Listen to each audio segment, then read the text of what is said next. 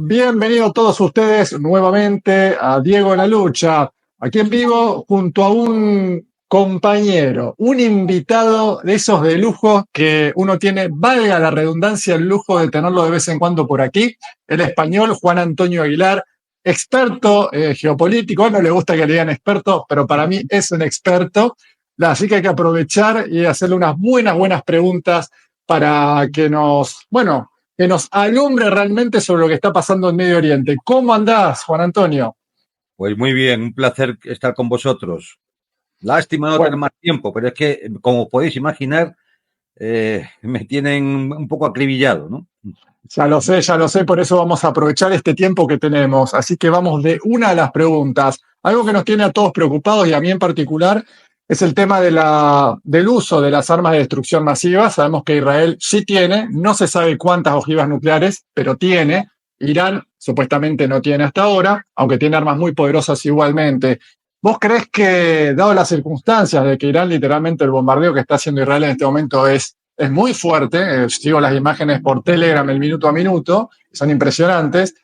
En el caso de que Israel se vea totalmente acorralado, ¿puede llegar a apretar el botón rojo, el famoso botón rojo nuclear? Israel tiene aproximadamente, según los investigadores independientes, que además han comunicado con la Comisión Internacional de Energía Atómica, se le calcula unas 90 cabezas nucleares. Y además tiene una doctrina llamada doctrina Sansón sobre el uso de esas armas nucleares.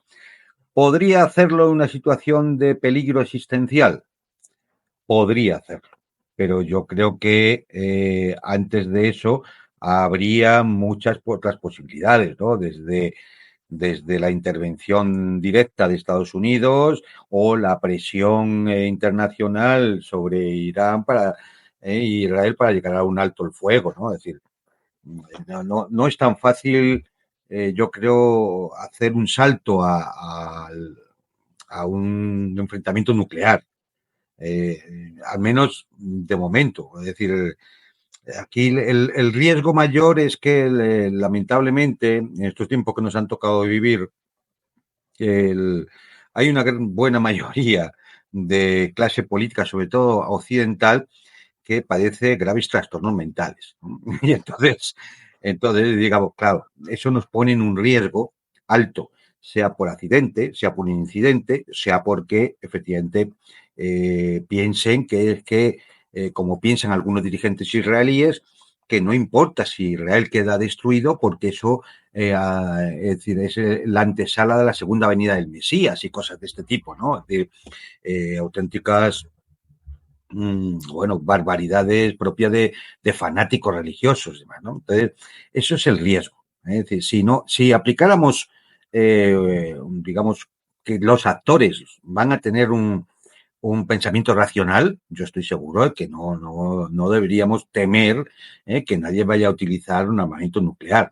Entre otras cosas, además, porque Israel tiene que saber, y lo sabe ya a estas alturas, que a lo mejor no solamente que Irán pudiera llegar a disponer de un arma nuclear porque la fabricara, es que a lo mejor se la puede proporcionar algún otro país.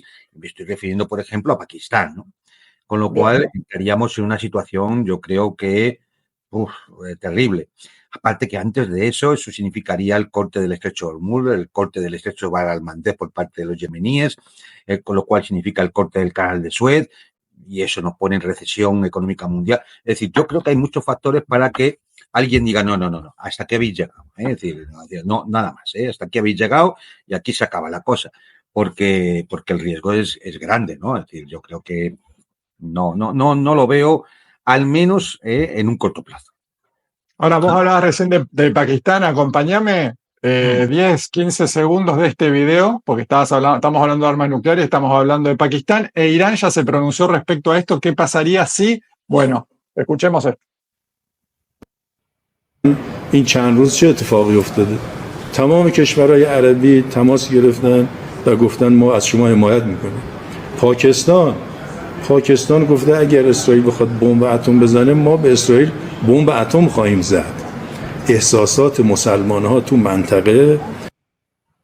Bueno, clarísimo. Recién Juan Antonio nos dijo de Pakistán, por lo tanto no es necesario que Irán tenga explícitamente un arma nuclear armada, sino que le pueden proporcionar, como en este caso están diciendo desde Pakistán. Ahora, te pregunto lo siguiente, Juan Antonio. Hace poco Netanyahu estuvo diciendo en los medios, bueno, pero el enemigo número uno de Irán no soy yo, es Trump.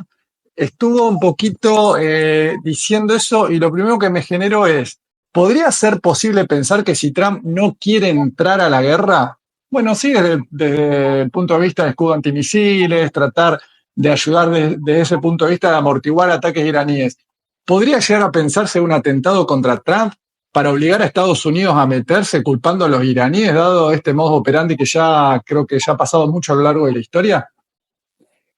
Hombre, es decir, si me preguntaras por otro tipo de actor, a lo mejor te diría, hombre, parece dudoso, ¿no? ¿Quién va a hacer una cosa así, ¿no? El problema es que estamos hablando con el Estado de Israel. El Estado de Israel, es decir, ha comenzado esta campaña militar y lo fundamental que ha realizado desde el inicio ha sido actuaciones terroristas.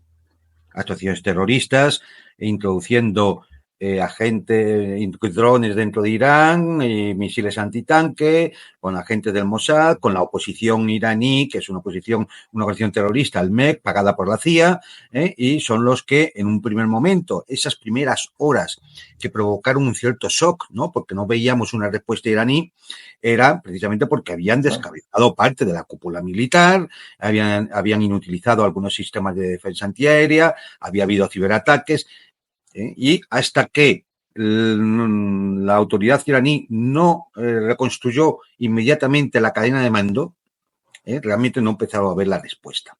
Y para eso Israel ha utilizado de todo, ¿no? Atentados con coche bomba, viene utilizando de todo. Atentados con coche bomba, sabotear el agua potable de Teherán, provocar incendios para crear la sensación de que hay más bombardeos que de la cuenta. Por supuesto, toda una campaña de desinformación, y esto merece la pena insistir en ello. No se crean todo lo que aparece por ahí, porque hay mucha falsedad en todo. Por ejemplo, lo pongo como un ejemplo, ¿no? Hay por ahí vídeos corriendo de cómo los israelíes han destruido cazas F-14 Tomcat en los aeropuertos, en las bases iraníes. Claro, ¿cómo no lo van a destruir si llevan inservibles 20 años? Si no hay pieza para esos cazas desde que cayó el Shah de Persia. Es que estamos hablando de unas cosas, de verdad. Es decir, pero claro, la gente no lo sabe y se cree estas cosas, ¿no? O sea, la desinformación viene a partir de los medios occidentales de Israel y no desde Irán. Absolutamente. Entre otras cosas porque Irán tiene una población acostumbrada al sacrificio, una población endurecida. Sí. Y cuando le dicen que ha muerto un mando militar, por ejemplo, un mártir, para ellos es un tema de orgullo, no es una cuestión de ocultarlo, es una cuestión de orgullo. Y bueno, pues estamos viendo lo que estamos viendo, ¿no? Ya Israel ya ha iniciado ya su doctrina militar, atacar hospitales, hoy ha sido la televisión iraní, es decir, y esto delante de las cámaras del mundo que lo han visto. Con lo cual, bueno, pues es una guerra terrorista, a lo que nos tiene acostumbrados el Estado sionista, ¿no? Es decir, con lo cual, cuando se utilizan estos métodos, hombre, pues no cabe duda de que a alguien se le puede ocurrir, pues igual como han pensado y han dejado caer que podían asesinar al líder de la revolución de Irán, Ali Khamenei, pues que hagan algún tipo de operación de falsa bandera. Como puede ser un atentado contra Trump, ya se habló en su momento, o un ataque a una base norteamericana en el Oriente Próximo. Es decir, cualquier situación de esta, claro que sí, claro que lo pueden hacer, porque es un régimen del que no te puedes fiar, porque, como digo, está dirigido fundamentalmente por personas cuyo equilibrio mental no está para nada asegurado, ¿no? Entonces es un peligro. Una cosita sobre lo de Pakistán. Hay que decir que lo de Pakistán no es simplemente solidaridad. Es que hay declaraciones del señor Netanyahu que dicen que después de Irán irán a por Pakistán. Entonces, bueno, claro, entonces, evidentemente aquí todo el mundo se está poniendo en guardia, claro. Ahora, es muy interesante una cuestión de análisis con respecto, bueno, al poder real. Sabemos que Netanyahu no deja de ser un gerente del sionismo allí en territorio israelí, en este portaaviones del Medio Oriente que tiene salida al Mediterráneo, al Mar Rojo, cerca del Golfo Pérsico, una un lugar, una ubicación tan estratégica y tan importante en cuanto a los intereses geopolíticos, económicos. Ahora, nosotros en el Golfo Pérsico, fíjate que hay pocos intereses de Chevron, pero sí hay muchos intereses de la ExxonMobil, de Repsol, hay intereses de Saudi Aramco, etcétera. Y Chevron tiene mucha presencia en Estados Unidos, presencia en Venezuela y podría ser mucha más. Ahora, ¿qué pasa si se tapa el estrecho de Hormuz, se prende fuego el Golfo Pérsico, cosa que China, por ejemplo, no quiere, obviamente Arabia Saudita tampoco, pero sucede?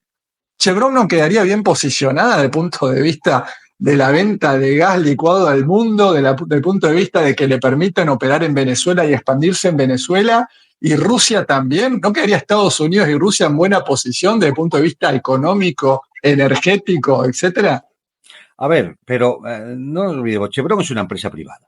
Es decir, para ellos, evidentemente, yo creo que tendrán pensada planes de contingencia en cuanto a lo que pueda ocurrir en Oriente Próximo. Sin duda alguna, Chevron en un momento determinado, si se corta el estrecho de Hormuz, se corta Bab el-Mandeb y demás, pues no tengo ninguna duda, y eso se hará además seguramente con una aprobación encubierta del gobierno norteamericano, aumentará su oferta a Venezuela para conseguir más petróleo. Claro que sí. Eso será el sálvese quien pueda y todos intentarán hacer algo así. China le comprará más petróleo a Rusia, sin duda alguna. ¿Quién realmente saldría perjudicado de una situación así? ¿Quién lo sufre? Perjudicado todos, ¿no? Pero ¿quién lo sufriría más? Aquellos que no tienen vías alternativas de conseguir recursos energéticos. Sobre todo, la Unión Europea. Ajá. Claro, que es la que evidentemente no tiene posibilidad de proveedores alternativos. Es decir, puede intentar pujar, ¿no?, en Venezuela, pero si en Venezuela ya está instalada Chevron y creo que Repsol también tiene negociaciones por ahí, más o menos encubierta, o con alguna empresa intermediaria o demás, pues pueden intentar solventar algo, pero lógicamente otras compañías europeas no. Y Chevron iría simplemente a su negocio empresarial, no poner... Yo esto te lo pregunto, Juan, porque cuando uno habla del poder real, ¿verdad? Si estamos en una confitería y estamos tomándonos un café, yo te digo, che, pero BlackRock y Vanguard tienen un 20% de presencia en acciones en Chevron, en Repsol, en ExxonMobil, etcétera, ¿no? Pero no tienen una decisión unánime, sino tienen un peso muy fuerte, sin duda, y casi decisivo muchas veces, pero no tienen el 51%, digamos, accionario. Ahora, Chevron sería la mejor parada en todo esto y sabemos que Trump con Chevron, por lo menos lo que se ve hacia afuera, no está muy bien por esto de las autorizaciones o no en Venezuela, etcétera, etcétera. Y yo digo, si no habrá en el estado profundo, en el poder profundo, este tipo de especulación, ¿no es cierto? Ahora diciendo, bueno, Israel bombardee, yo me estoy quedando mucho con esto, sí, me lo estoy preguntando mucho. Seguro, ten en cuenta una cosa, un 20% dices tú, no es más del 50%. Un 20%, una gran corporación multinacional, es casi el control. Es casi el control. Porque posiblemente el resto de accionistas, o algunos son aliados del accionista mayoritario, en este caso BlackRock o quien sea, o son tan minoritarios que no van a lograr nunca tener más de un 51 como para imponerse a BlackRock. Además que siempre habría posibilidad de hacer compras accionariales en un momento dado, ¿no? A ver, aquí claro que se cruzan y chocan intereses. Hay intereses de las grandes multinacionales del petróleo que evidentemente no quieren que el Oriente Próximo se incendie. ¿Cómo lo van a querer? Si es su negocio, ¿no? Eso es evidente, no quieren. Pero esto choca con otros sectores del establishment norteamericano, del Estado profundo, de las élites, por ejemplo, el lobisionista, que evidentemente son los que pujan porque claro, si uno ve un poco la situación desde el punto de vista militar, luego pues si quieres hablamos de Irán, pero la única salida que tiene Israel, si la guerra se alarga, porque ellos han contado siempre con dar un golpe, provocar un shock y al objetivo estratégico, que no era solo destruir las instalaciones nucleares, sino el cambio de régimen en Irán. Bien. Si eso no se produce, significaría que la campaña militar ha fracasado. Aunque destruya mucho, aunque da igual, ha fracasado. Ya pueden matar a todos los dirigentes israelíes que quieran, ya pueden destruir hospitales, televisiones, lo que les dé la gana. Habrá fracasado. si no se produce ese cambio de régimen y no se logra destrozar todo el programa nuclear iraní, han fracasado. Entonces, claro, eso significa que Irán resiste, que es su salida militar, resistir. Si Irán resiste, Israel va a pujar y, por lo tanto, los lobbies israelíes y el complejo militar industrial norteamericano van a intentar que sea Estados Unidos y sus aliados europeos los que entren en el conflicto. O sea, Irán tiene que resistir, pero no Israel. Claro, Israel tiene mucha menos profundidad estratégica. Es decir, no puede, su economía es mucho, es decir, su población y territorio mucho menor, está más concentrada, su economía lleva 2 años destrozada desde que se comenzaron las hostilidades en Gaza, en Líbano y demás. Su población se quiere ir. Netanyahu ha tenido que cerrar el espacio aéreo a las líneas para que no se vaya la gente. Entonces, esto es un problemón. Es un problemón, si dura poco, no. Porque, bueno, pasa la tormenta y ya está, ¿no? Pero si esto se extiende en el tiempo y en vez de durar una semana o 10 días, como habían dicho inicialmente, nos vamos a un mes o a mes y medio o a 2 meses, la situación empieza a ponerse muy comprometida. Por muchas razones. Por ejemplo, te puedo decir las logísticas. Israel tiene 2 puertos por las cuales le entran todos los recursos.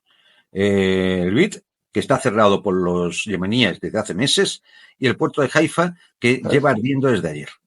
Sí. Y ha tenido que cerrar la actividad. Es decir, ya ha sido bombardeado por los hutíes en varias ocasiones. Sí, pero bueno, pero el ataque de Irán ha sido brutal. Es decir, claro, se puede intentar hacer algún puerto artificial en un momento dado, pero todo esto lleva mucho tiempo y demás. Es decir, por ejemplo, la munición, sobre todo la munición de sistemas Arrow, antiaéreos, frente a los misiles balísticos iraníes. Esto, por muchas reservas que se tengan, se agota muy pronto, teniendo en cuenta que Estados Unidos solo fabrica entre 60 y 85 misiles al año. Esto lo ha gastado Israel en 2 días. Aguantar así 3, 4, 5 semanas. De hecho, están llevando defensas antiaéreas de Qatar a Israel, tengo entendido, están trasladando. Sí, pero claro, es decir, es como se decimos en español, ¿no? Se está vistiendo un santo, o sea, se está desnudando un santo para vestir a otro. Es decir, eso significa que estás dejando sin defensa antiaérea las bases en Qatar. Exactamente. Munición antiaérea que iba a ir a Ucrania se ha desviado toda a Israel, con lo cual estás debilitando el frente ucraniano. Déjame ser un poco conspiranoico, Juan. Discúlpame que lo diga así, ¿viste? Pero bueno, el mundo está hecho por conspiraciones, en realidad. A ver, por ahí me decís, es una locura, pero yo te la tiro y vos me decís, yo aprendo acá. ¿Hay posibilidades de que haya algún tipo de negociación muy sutil y muy por debajo de la mesa de Trump con Putin / Irán con respecto a esto que está sucediendo y, por ejemplo, que Qatar también se ha bombardeado en algún momento y que literalmente todo el gas, el monopolio del gas a nivel occidental quede en manos de Estados Unidos, que el Golfo Pérsico deje de operar, que Rusia se haga cargo del abastecimiento energético de toda Asia y Estados Unidos de toda Europa y parte quizá de Latinoamérica, junto con Venezuela también y Chevron? Pero estoy siendo medio conspiranoico, pero viste cómo es la política. Sí, pero claro, eso sí quería Rusia iba a exigir más contraprestaciones que la simplemente económica.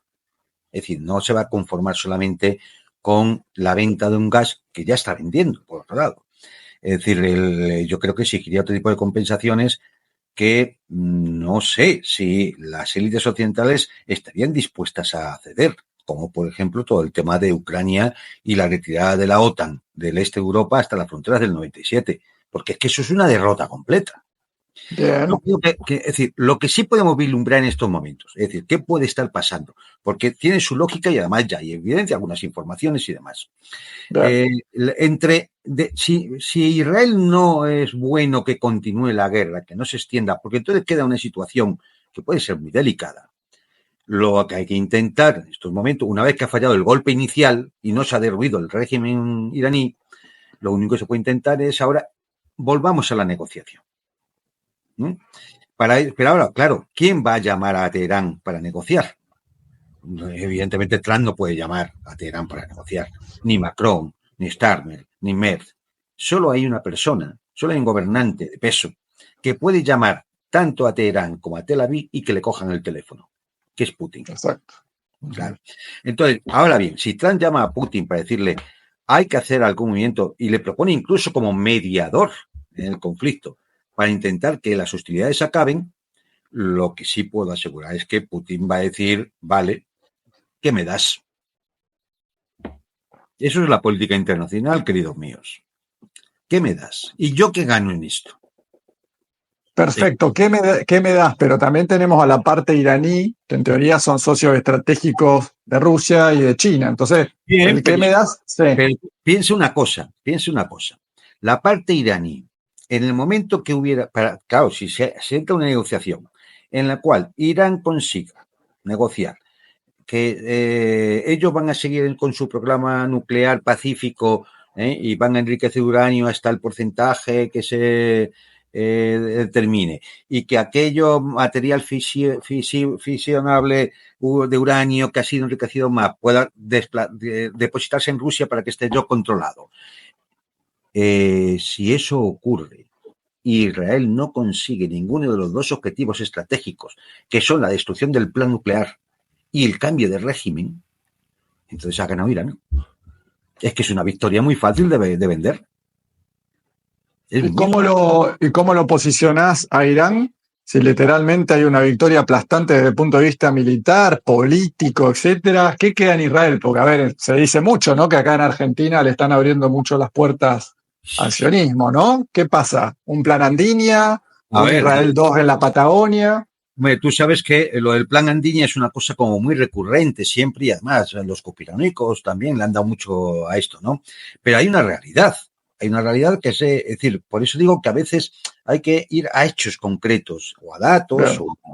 La realidad es que el señor Milei se reúne con Netanyahu y hablan sobre un plano, sobre un mapa donde está Argentina y Chile. Totalmente. ¿Qué estaban hablando? ¿De irse de vacaciones a La Pampa? Claro, no. Hombre, uno debe empezar a sospechar, teniendo en cuenta todos los antecedentes del famoso plan Andinia. Es decir, por lo tanto, hombre, la gente debería ponerse un poco con las orejas en alto por lo que se pueda estar ventilando por ahí. No es la primera vez que sale información de cómo elementos del ejército israelí andan por los campos de La Pampa y del sur de Argentina, además tomando fotos y haciendo mediciones en cartografía y cosas por el estilo. Es decir, que hay antecedentes. Claro, hay una especie como de plan raro que nadie ha podido ver todavía por escrito. Vale, muy bien. Hay antecedentes y encima vemos estas imágenes del señor Netanyahu con un mapa de Argentina y Chile hablando con el señor Milei y, hombre, es para tomar nota. A mí déjame pensar, de hecho vos me lo dijiste en un vivo, si no me equivoco, que por un lado tenemos una cultura milenaria como la China, que siempre te dicen, bueno, piensan a 100 años, planifican a 100 años, pero ojo, el poder real occidental, masónico, sionista, como quieran llamarlo, también planifica muchas décadas hacia adelante, y un plan B, en caso de que Israel no logre la victoria contra Irán, sería trasladarse a un espacio geográfico con pocos habitantes, con un clima zafable, con muchos recursos naturales como petróleo, pesca, gas, minería, aquí en la Patagonia Argentina, y, insisto, sobre todo el tema de pocos habitantes, lo cual sería muy fácil ir colonizando, al igual que hicieron en Palestina. Así que yo me quedo un poco con esa hipótesis, sí, Juan. Puedo decir, vamos a ver, es que además ni siquiera es la primera vez que se habla de cosas así. Hay que recordar que en los años 30 en los años 40 del siglo pasado hubo una propuesta de lo que llamaron Plan Madagascar, propuesta alemana de llevar a todos los judíos a Madagascar, a un estado propio. Hubo una propuesta más antigua de crear una república dentro de la Unión Soviética que fuera estrictamente de población judía. Es decir, que Cosas de estas se han hablado ya anteriormente, en momentos de la historia. O sea, no estaríamos hablando de una locura, ¿no?, que se ha ocurrido ahora a alguien, ¿no? Y efectivamente, oye, pues la zona del cono sur, y de ahí viene el tema del plan Andinia. Claro, es decir, no surge por generación espontánea y porque sí. Es decir, hay una idea concreta. Es una posible zona donde crear un Estado judío. Claro que sí. Posiblemente no es la única, pero es una, claro. Es decir, es un tema a considerar, pero a considerar no tanto porque se nos haya ocurrido ahora, no, es que realmente a mí las imágenes del otro día me escandalizaron.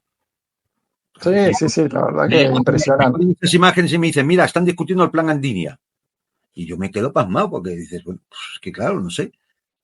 Sí, demasiadas coincidencias, demasiado explícito. Bueno, para ir terminando, Juan, yo te quería preguntar una cuestión también que estuve charlando el otro día en vivo, porque claro, nadie debe saber los números exactos, pero vos pensás que esto que está sucediendo, primero me parece la gran batalla, si te pusiéramos un título de película, la batalla ya final, ¿no? La Guerra Santa se está dando, creo que Irán va a seguir hacia adelante y pase lo que tenga que pasar. Ahora, la cantidad de misiles, la capacidad misilística de Irán en cuanto a recursos de misiles hipersónicos, que son los principales y lo que están haciendo estragos en este momento en Tel Aviv, en Haifa, en todos los sitios de Israel. ¿Pensás que está esto preparado literalmente para borrar al enemigo del mapa, que tiene capacidad para aguantarlo durante meses, una capacidad misilística impresionante en esos búnkers subterráneos de 300 metros de profundidad que tienen los persas? Siempre se ha calculado aproximadamente tenían unos 20.000 misiles. Piensa que a día de hoy, llevamos ya los días que llevamos, 4 días, ¿no? No se ha llegado ni a 1.000. Ni a 1.000. Es decir, y la fabricación de drones, por ejemplo, es continua. Pero además que nadie tenga duda. Pueden pensar, los israelíes pueden pensar que ya se les acaban las lanzadoras porque les atacamos a las lanzadoras y destruimos algunas. Y entonces, bueno, pues, a ver, que nadie tenga ninguna duda que por Pakistán o por vía aérea desde China está empezando a llegar material militar. ¿Qué material militar va a llegar? Pues fundamentalmente temas de sistemas antiaéreos, de guerra electrónica y de fabricación para fabricación de misiles. A ver, la tecnología hipersónica ha venido de algún sitio a Irán. Y el origen de esa tecnología y de dónde ha venido va a seguir viniendo. Y si en un momento necesitan lanzaderas, yo creo que les van a suministrar lanzaderas.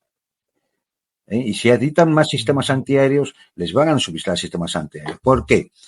Porque Irán, hablo de geopolítica, Irán es un punto crítico y fundamental en toda la construcción del orden euroasiático y, por lo tanto, de los BRICS y del orden mundial. Porque Irán es, por un lado, en sentido horizontal, fundamental para la ruta de la seda china, que va a salir al Oriente Medio y también al Mediterráneo, y Irán es fundamental para el corredor norte-sur, que viene de Rusia hasta la India. Es una pieza fundamental. Por tanto, ni Rusia ni China se pueden permitir el lujo de que Irán caiga. Y van a hacer todo lo posible para que tal cosa no suceda. Además,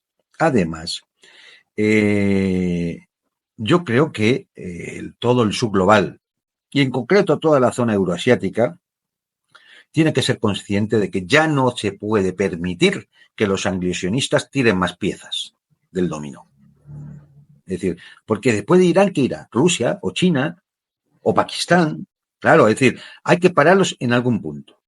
No se les... bueno, pues igual que en el este se les paró en Ucrania, aquí, por una serie de circunstancias, que ahora no vamos a entrar, se produce lo de Siria y, por tanto, de alguna forma se corta la continuidad de la resistencia y por eso van contra Irán, ¿no? Ten en cuenta que los aviones israelíes no entran en el espacio aéreo iraní prácticamente, disparan desde Irak.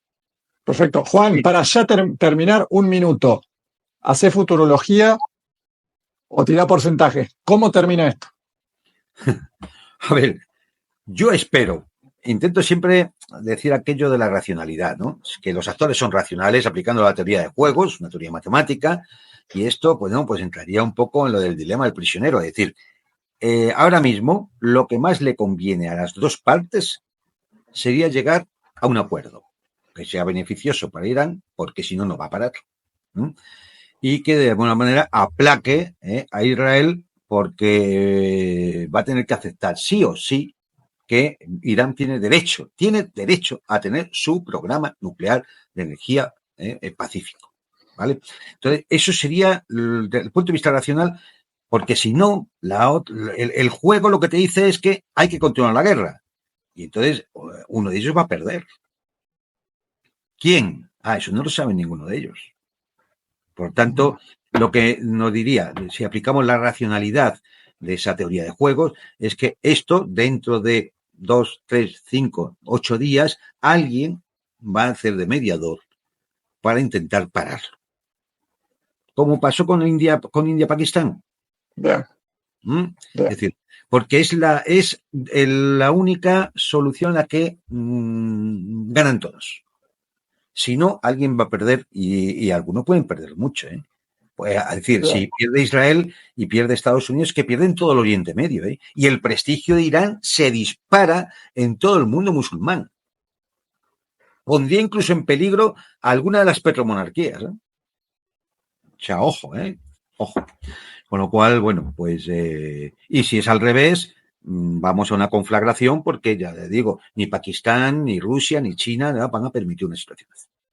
Con lo cual, vamos a una guerra más generalizada y prácticamente una guerra mundial. Bien, perfecto. Con todos ustedes, Juan Antonio Aguilar, un análisis espectacular que nos vislumbra un poco, nos alumbra con qué está pasando, qué puede pasar, qué pasará. Veremos, está complicada la cosa, no le digo nada. Muchísimas gracias, Juan, por tu tiempo, por supuesto. Denle pulgar arriba y compartan esto, les pido a todos, y nos veremos en un próximo programa. Chao, Juan, nos vemos, muchas gracias. Un saludo a todos, adiós.